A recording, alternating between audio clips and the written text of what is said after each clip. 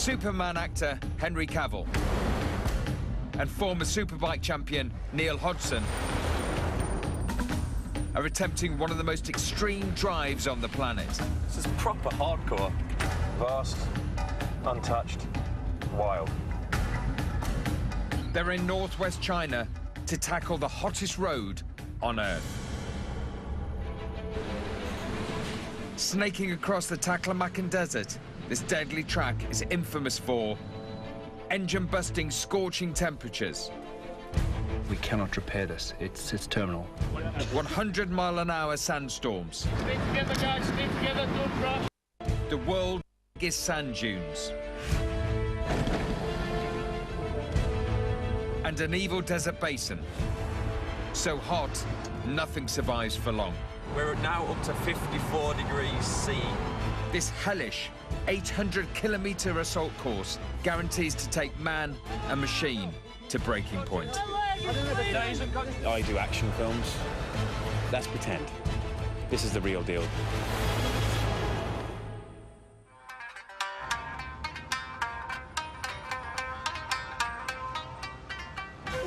Henry Cavill, star of the Superman movie Man of Steel, and Neil Hodgson, legendary bike racer, have just landed in China. It's their first day, and at 9 a.m. the temperature is already pushing 40 degrees. They're heading to the car they must drive across the Taklamakan Desert, otherwise known as the Desert of Death. There it is. Hey, look how jacked up it is. It's got Adventure written all over it. That's our tracker, so everyone knows where we are. Right. GPS, thermometer, massive thermometer, and our sat phone. Ooh, look at the beast. It's a 4.2 six-cylinder. This sort of engine is absolutely ideal for the terrain we're going on. This is the start. This is the start of the journey. Yeah. Henry may be Superman's Man of Steel, but he and Neil are about to begin a journey that will be sure to test their mettle. Put your head, put it that way. They plan to drive 800 kilometers on the world's hottest road, from Hami to Urumqi, officially the furthest city on Earth from the sea. This expedition isn't for the faint-hearted. It will encompass a bewildering variety of desert terrain, from soft, quagmire-like sands, bone-jarring, dried-out riverbeds, slippery shale, and precipitous giant dunes. Over the centuries, countless lives have been lost in the killer 50-degree heat.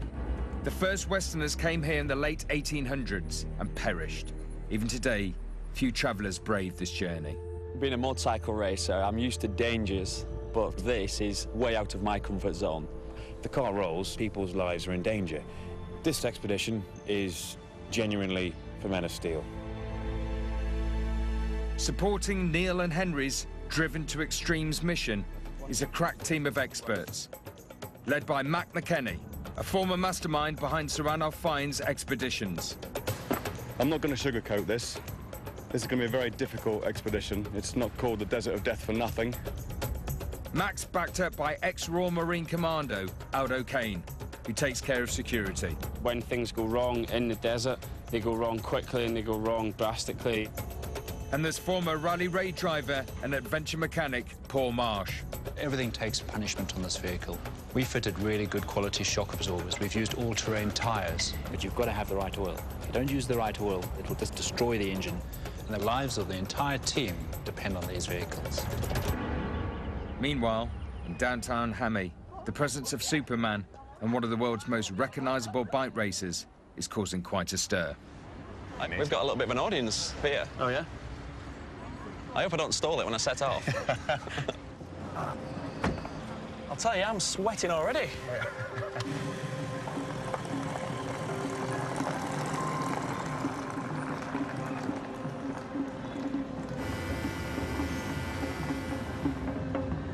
It should take Henry and Neil 4 days and nights to travel across the desert. Any longer is certain to take a heavy toll on both man and machine.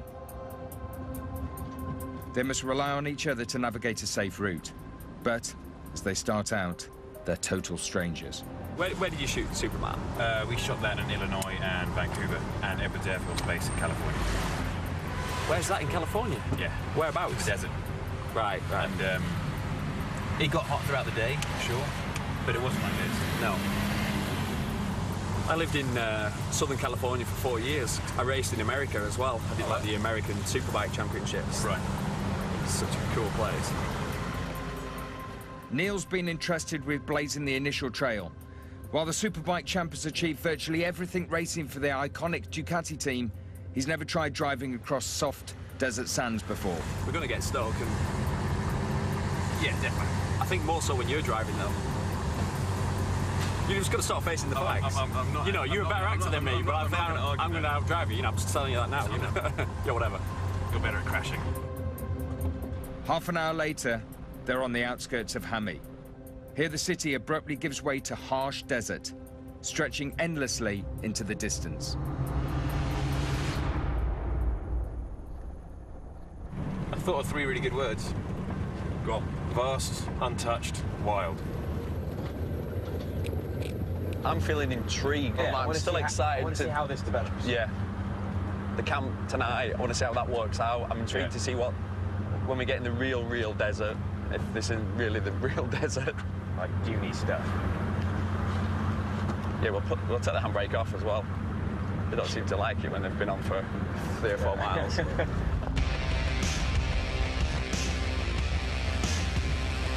Man, this is going to be great. Mate, we're in the desert. Oh, it just makes me want to be on a motocross bike.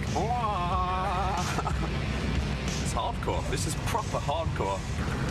It's better than I expected, this. Can't see a person. Yeah. Not only is air conditioning banned, as it uses too much precious fuel, they've had to shut all windows to stop choking dust engulfing them. So much for us, what we'll do, we'll have our window down and all that lot. Yeah. There's no chance we can have our window down. It's so easy to get stuck here. It's so easy to get stuck. As soon as you drop the revs too low. It's stressful. It is. Steering to the left slightly.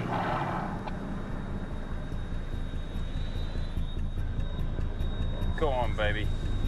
Come on, you can do it. You can do it. Come on. Neil and Henry's fears have come true. One of the world's greatest drivers has already been caught out by the desert. It feels like you go along and then you just get sucked in, and it feels like someone just grabbed the handbrake, because it almost pulls you down like that, and that's the sand grabbing hold of the wheels. And I'm shocked, actually. I feel quite embarrassed how useless I am. With the time approaching midday, the thermometer is well past 40 degrees. It's vital they dig the car out quickly and get moving again. So, where do I need to go? We're going to try going forward. All right.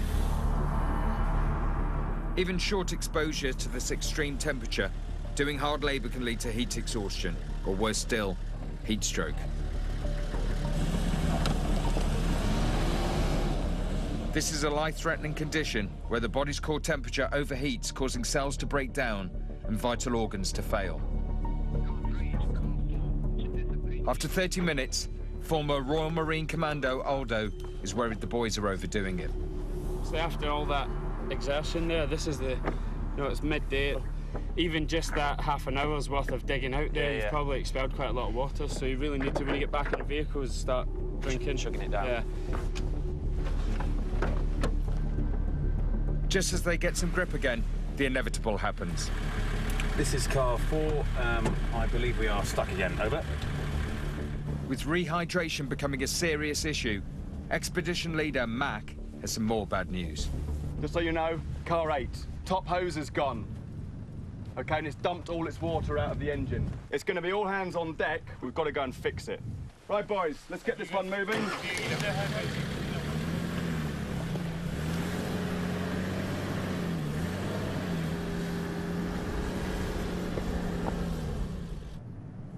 A mile away, mechanic Paul Marsh is at the stricken support vehicle. We've just come through an absolutely horrendous patch of sand. Here, we've actually got a radiator fan, electric fan, and the fan is disintegrated. Punched a hole through the radiator, which you can see over there. That started leaking fluid out, and of course it got to a point where the vehicle engine just heated up until the actual radiator burst. We cannot repair this. It's terminal. Best solution is leave this vehicle right here. Well, this vehicle won't be going any further. just 3 hours into their journey, and the desert is proving a formidable opponent. Water is being strictly rationed at 5 litres per person per day to keep loads light. If they fall too far behind schedule, they'll be in real danger of running out.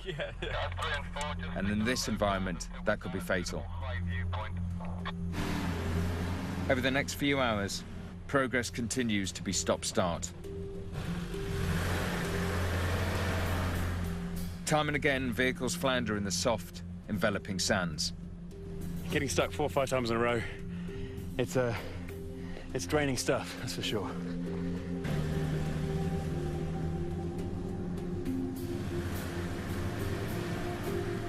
Eventually, the convoy clears the deep sands. Here we go. Beauty. Oh, yeah. Hallelujah.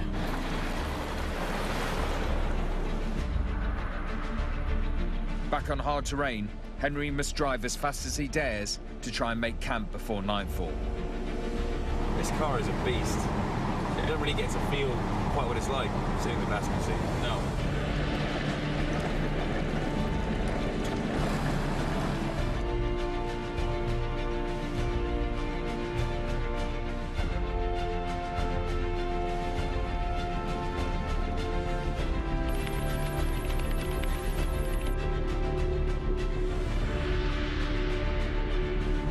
Finally, they reach camp just as the sun is setting.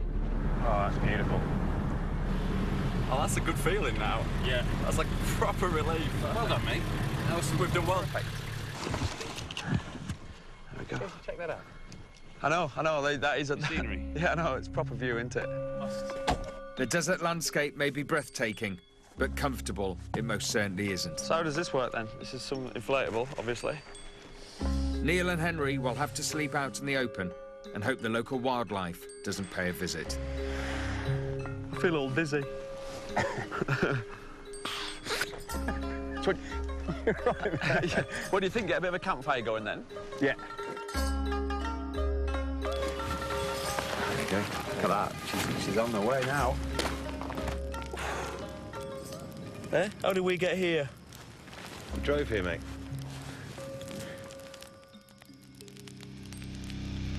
Still to come, That is unbelievable. Henry and Neil face their worst fear. He needs help. Is he conscious? And the further they drive, the hotter it gets. It is a matter of life and death.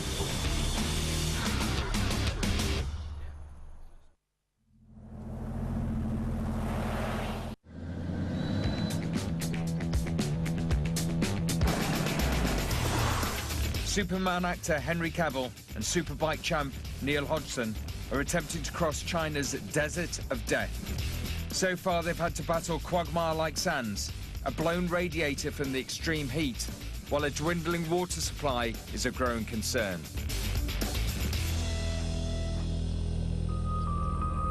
It's the morning of day 2 of their 4-day mission.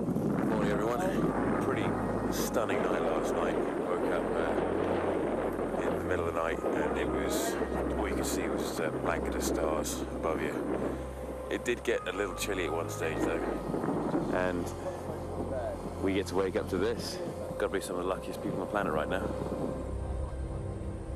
Ahead, Henry and Neil face another challenging 220-kilometre desert leg, culminating with an awe-inspiring spectacle of the largest sand dunes on Earth. And we're on. Day 2. It's 30 degrees. What time is it? I've not even watched. It's 9 o'clock. 9 o'clock in the morning. It's 30 degrees. We've got 7 hours driving, I think, today. It's going to be a long day. After all their problems with clogging sand on day 1, the driving is much easier. But in the desert, danger can strike at any time. So I've got a problem here. I don't know what's going on. Problem here. What's up, mate? Come on, guys. What's happened? He needs help. Henry and Neil are initially unaware that this is a staged exercise. Is he conscious? No, he's unconscious. Hang on, we've got someone unconscious. He's conscious. He's all right. We've got. Get a radio. You haven't got a radio. Help! Hurry up! They're being put to the test to see how they shape up to a desert emergency. It's all right, mate. Right. Yeah, he's got a pulse. He's breathing. He's breathing. Analysing them in this stressful and realistic scenario is Chief Medic Paul Callicott. Okay, guys, stop there. All right, Paul, could you switch that horn off, please? How did you feel when you rolled around the corner and saw that? What? Well, I've got to say, horrendous. What really worried me was that I don't know how to use that kit. Yeah. And I didn't know what to do, effectively. Now, Hodgie, you went straight for Mac, and just by doing something as simple as rolling him onto his side, you've saved his life. If you leave somebody like that on their back, they'll die. They'll die. Yeah. Henry, we know just straight away, without any medical training, this guy's screaming, therefore he's breathing. All right? Always be suspicious as a really quiet casualties. Right. All I can say is the lessons that we learn are, number one, how remote we are. Number two is let's get familiar with this kit. Well, first of all, I actually feel I'm slightly in shock. It's a lot harder than you think it's going to be doing something like that. You need to know what to do, because it is a panic situation. If it happens for real, the adrenaline goes up and you can't focus, you can't think straight. And so just to have this basic prep is enough to potentially save lives. It's been a wake-up call for the boys. The next time, it could be for real. A good way of getting walking up. No, I like that kind of stuff. It's the way to learn. Definitely the way to learn. They also have a new respect for their emergency kit they must carry at all times. We've got these grab bags, which got a collection of things that would give you a lot longer to survive. The main thing being a drink in there. You've got your camel bag, which we try and keep topped up at all times. We've got flares in there, so if you got lost at night, you've got a flare. These grab bags are essential, really essential. It is a matter of life and death. After a couple of hours of relatively straightforward driving, they're met by a major obstacle. It's a rutted, dried-out riverbed that demands precise manoeuvring. This looks like a job for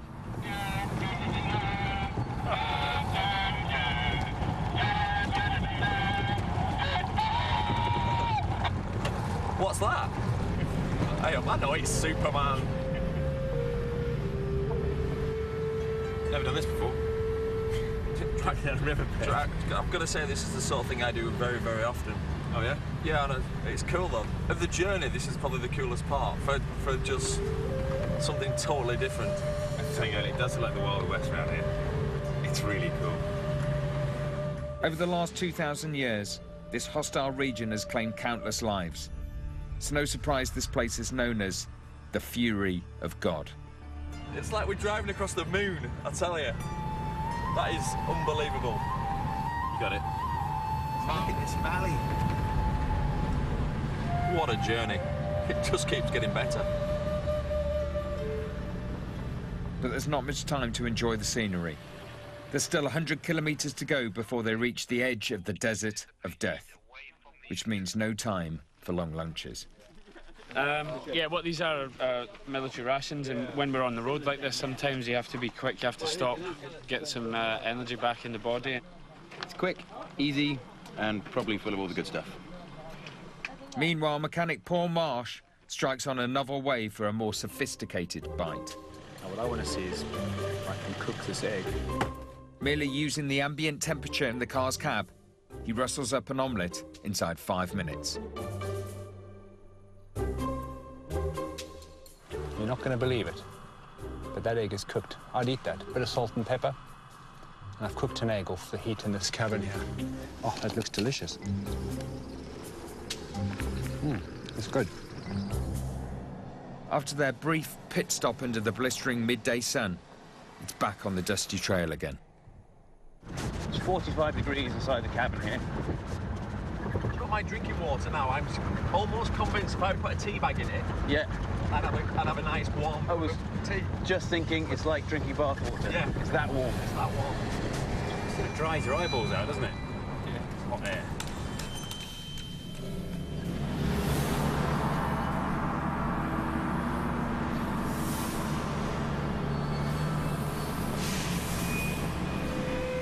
4 hours of grueling driving later, the boys finally see their Day 2 end destination. Made it. The soaring sand dunes on the edge of the Taklamakan Desert.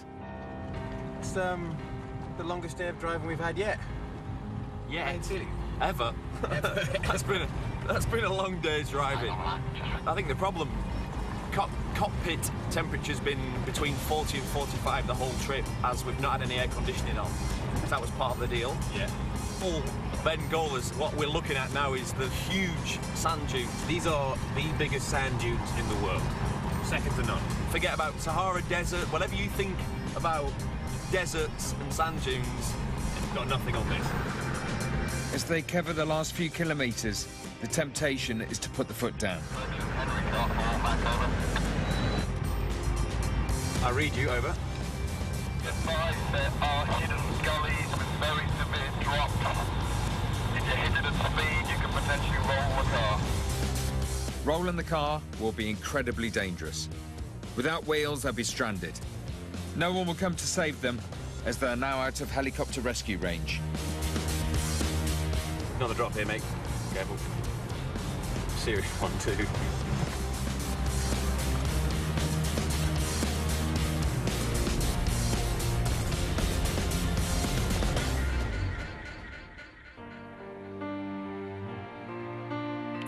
Finally, they reach their second desert camp. sand, and more sand. There's a lot of sand. And the prospect of another sleepless night on the hard desert floor. But this time, looks like a slightly softer landing. It's very hard and crispy on top, and underneath, this is the surprising bit, soft sand. Look, soft sand. Look, compare the two. Compare the two. That's what it's like. That's a grippy bit on the top. Look at that, it's just beautiful. Two different things entirely. Just lovely though. I can't wait to get to bed tonight and just curl up in it all. I'm going to start exfoliating now, in fact. It's just amazing. Try it, seriously. I feel younger. Look at my skin. Yeah. As the sun disappears, the team plan a route for the most dangerous section of their journey, crossing the giant dunes of the Desert of Death. Really dangerous driving up these dunes. Yeah. When you turn around and look back, you realise quite how much space is out here and the scale of what these are. Still to come, the water situation becomes critical. We will eventually run out of water. And the Desert of Death bites back. Guys, do not underestimate this. It's so dangerous out here. I mean, it's lethal.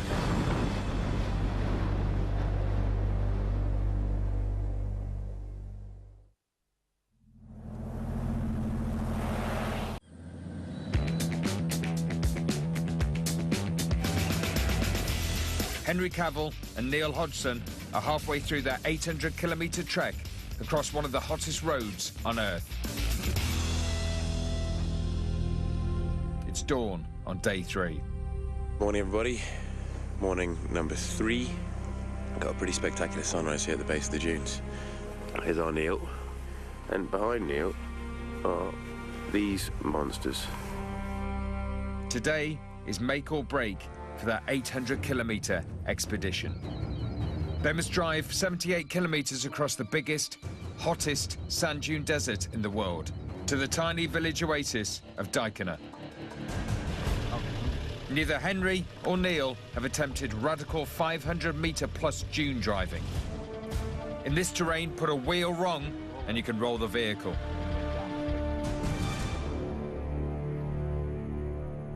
This is what we've come here to do. I will admit, I'm a little nervous, of course. It's a daunting prospect, but the boys must tackle the mountainous dunes. They're now at the point of no return, as supplies won't last if they turn back. An expedition leader, Mac, has just discovered their situation is more critical than realised. Just to let you guys know, we've had a count up of the water. We're down to our last 20 litres per car, OK? But obviously we've just got to conserve it. With the journey being a lot tougher and hotter than imagined, everyone has drunk more than their allocated 5 litres of water each day. And there's a heat wave warning, suggesting the desert could be more punishing than usual. I cannot believe the punishment this engine's going to get. Just on this sort of 2 or 3 hour leg of the journey. I mean, it's brutal.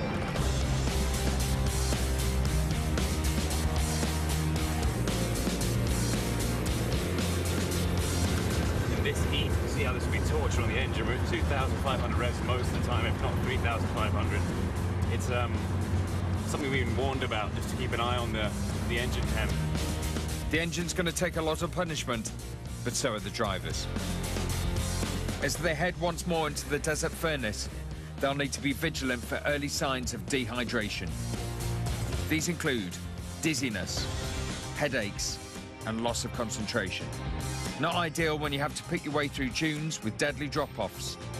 One mistake, and it could be their last.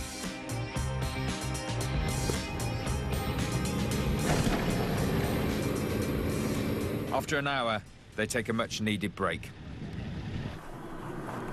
How'd it feel? Tell you what, that was a little bit scarier than I thought. Yeah. Doing the over them dunes, definitely out of my comfort zone. I think people think because I race motorcycles that you're extra brave or something, which is not the case at all. It's I'm in my comfort zone when I'm on a motorcycle. Yeah. In fact, I'm quite a wimp. Yeah, clearly a yellow belly. Yeah, of course, without saying. Coward. I won't go that far. As they hit the dune trail again, the temperature in the cab soars past 40 degrees. With the engine having to work extra hard, mechanic Paul has to make a difficult call. Car 3 to car 4. Can you put your heater on now? I need to dissipate heat away from the engine. Roger. Well, for the first time, officially, we now have the heating on in the car. Switching on the car heater sucks heat away from the engine. But while the machine is being protected, man must suffer. Temperature check, we're now up to 54 degrees C in the cockpit. And the poor driver is actually in direct sunlight as well, so... Listen, keep an eye on sunburn. Yeah, seriously, if you're feeling tired or anything, just tell me, because this is brutal. Worse still, they find soft sand again.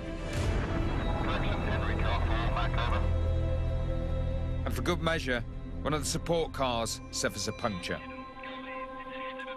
Okay, It's guys. Mac's worst-case scenario. We are seriously in trouble if this keeps happening. We will eventually run out of water, and it won't take too long. With all this stopping and exertion every time you move, it's almost like being at altitude.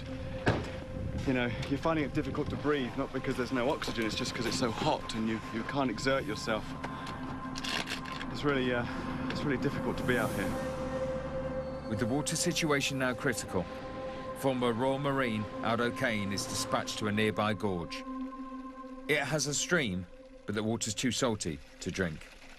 When you taste it, the water's off, you can't drink it. So you could get here and there's water all around you and you would die within, a day if you drank that stuff. So what we do is take solar still. It works by evaporation and condensation. You put the bad water in and it evaporates up and then it runs down into a gutter. Jiggle like that. Can you see it? It's almost like it's raining inside, running down. So you could survive with one of these. Perfect. There's no salt whatsoever in that.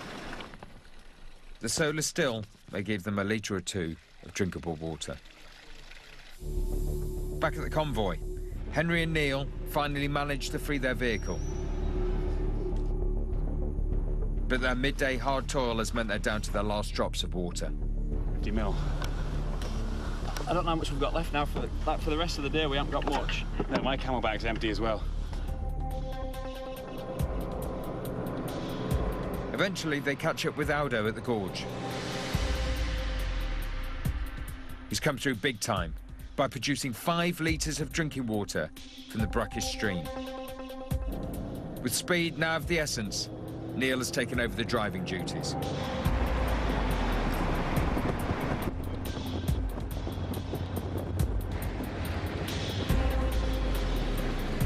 Late in the afternoon, they glimpse the village of Dykena in the distance. Might be a ridge just here, dead ahead of us. Yeah.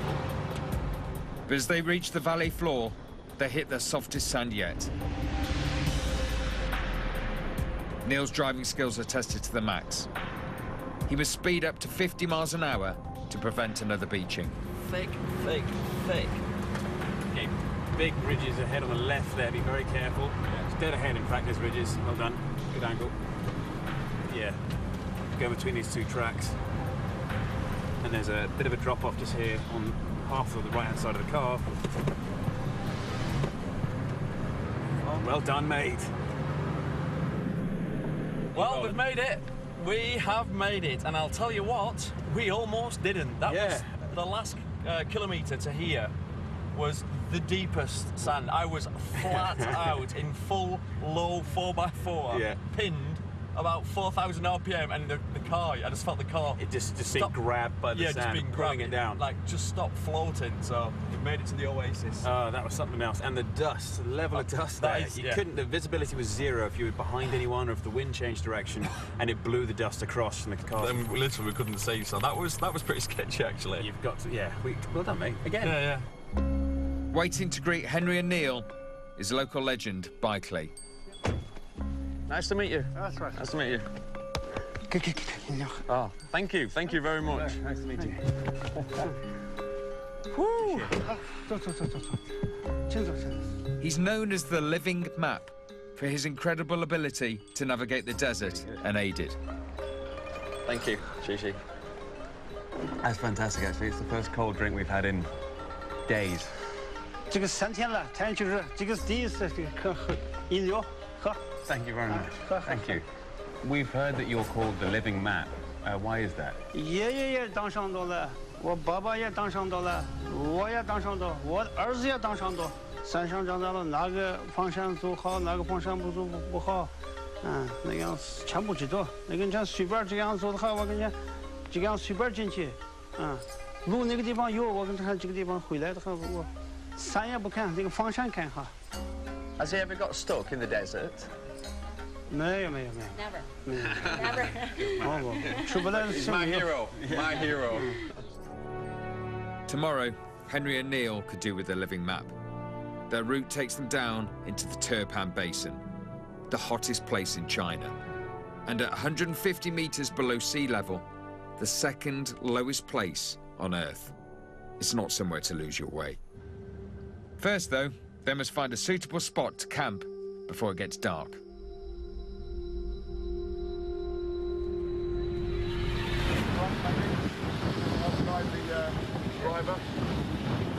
It's 3 a.m. Mayhem has broken out in the camp. Nightmare. Just like from nowhere, and I mean literally nowhere, within a minute, just like a massive sandstorm's come, and it's just absolutely horrendous. Back. Immediately, Aldo and Mac's military training kicks in.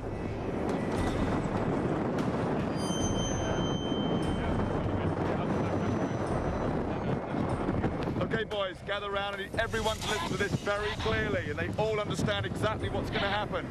As you can see, the wind has picked up very dramatically.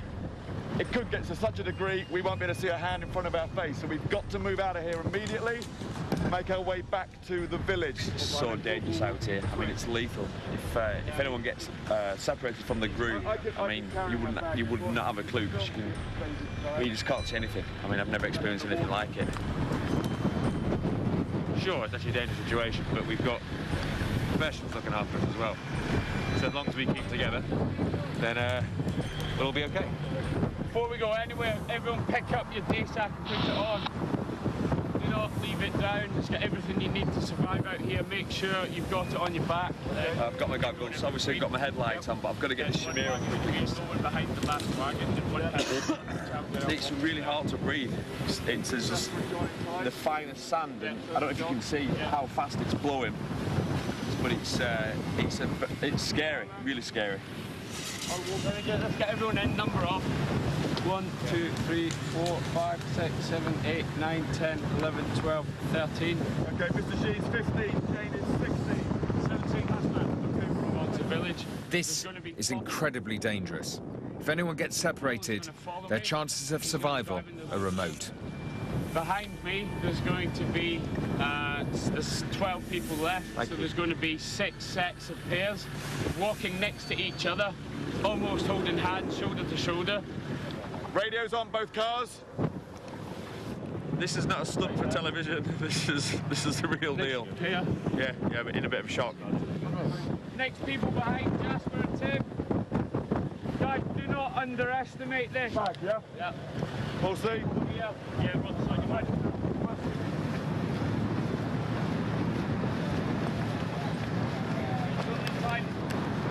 Stay together, guys. Stay together.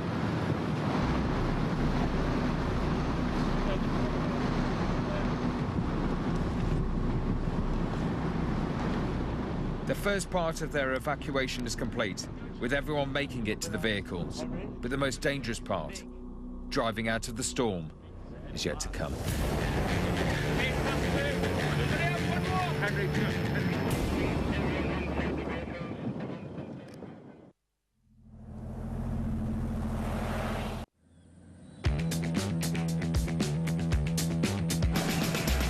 In the middle of one of the hottest deserts on Earth, Henry Cavill, Neil Hodgson and their support team are fighting a violent sandstorm.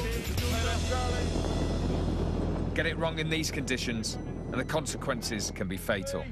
So we've pulled to a halt and vehicles are taking us in 3s and 4s. So we should be all in vehicles en route to the village very shortly. Okay, plus 2. Hurry up, one more. Henry, go. Henry, go. One more. Okay, straight in. Get another one in. Jake. 1, 2, 3. Drivers outside. That's everyone inside the vehicles. Everyone's inside the vehicles. Everyone can move out. I think we've used pretty much everything we were supposed to have in our grab bags. Couldn't write this. Half an hour later, everyone makes it safely to their local guide Byclif's house, in the nearby village of Dykena. We are now back at the village. We're moving inside.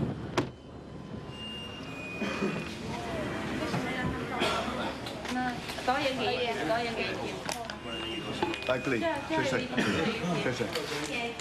Can everyone just stand in a line there, just shoulder to shoulder, just so that we can see everyone's in? Okay, we're all present. Okay. Well done, gentlemen. Just a quick one, it's 4 o'clock in the morning. I don't know if anyone else was aware, I was lying awake, but there was a duck devil spun through the top end of where we were camping there. That's why the wind suddenly picked up. If we were spread as far apart as we were the other night and that kicked off, you will not find each other. And you can't underestimate what we just got out of there. You can see why we bang on about the training and the grab bags. It's not for play, it's not for show, it's for real life stuff. Okay, round of applause for the drivers. Yes. Thank you.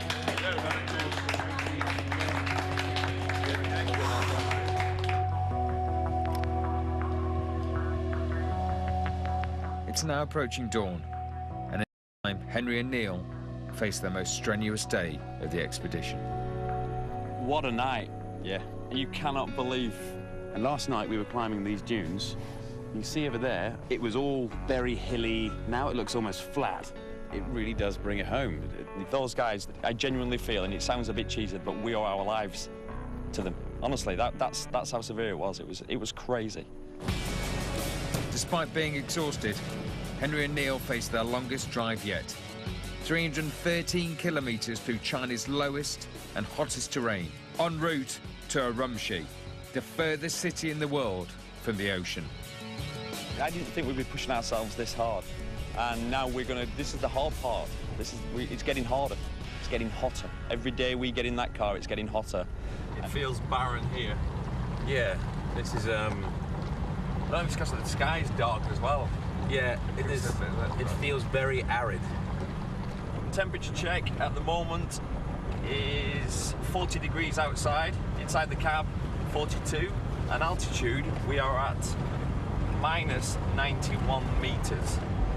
We are now below the level of the sea and descending. And descending. Over the next 60 kilometers, their altitude continues to drop and the temperature rise. Adding to the stifling conditions are winds that drag in more heat from the surrounding deserts. To our right, it's definitely what looks like it used to be an inland sea of some sort, or a vast lake. So it's quite funny, we're looking at a complete and utter dry, flat lake bed. And it's massive. Yeah. And for the first time on the whole trip, we've got like quite an overcast sky, which makes this area especially, makes it feel like I'm on the moon again. I've said it a few times on this journey, but you're experiencing something that you've never experienced. It feels really bizarre. In July 2011, the dried-out Ading Lake recorded China's hottest temperature at 50.2 degrees centigrade in the shade. Nothing stirs here, since nothing can survive the scorching hellhole. Remain long in this environment, and delirium would set in, followed by certain death.